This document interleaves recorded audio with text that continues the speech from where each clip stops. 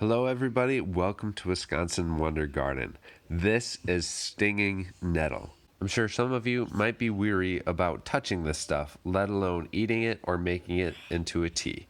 So that's what I'm going to show you how to do today. So here we have all the stinging nettle. Very important that you pick this in the springtime because it's best if you get the young shoots that are typically under 6 inches. Any cuttings you take should also be between 4 to 6 inches at the max.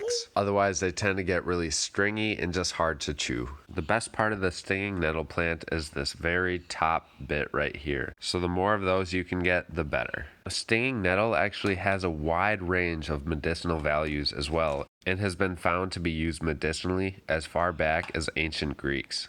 Stinging nettle can help improve circulation, prevent kidney stones, and it's actually a really strong anti-inflammatory. So it can help against osteoporosis and osteoarthritis and joint pain as well.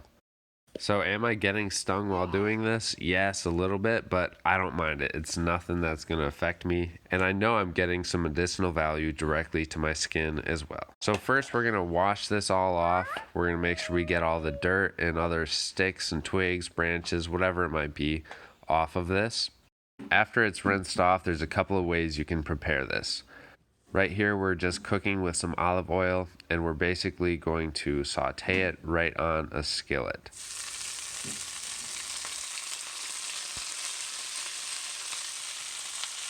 After a few minutes, you'll see that it's mostly broken down. At this point, you can test one to see if it's soft enough for you to eat and to see if you would like the texture of it. At this point, all the little needles that might sting you are well gone. So that's the first way you can cook stinging nettle. You can use this in cooking to replace things such as cooked spinach if you would like. I find that they're great in pasta dishes.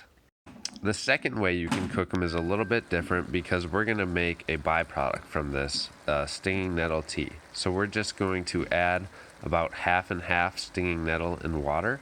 And then this water, what we're going to do is strain that out and make it into a stinging nettle tea for consumption at a later time.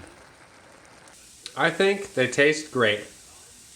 Have a great and wonderful gardening adventure.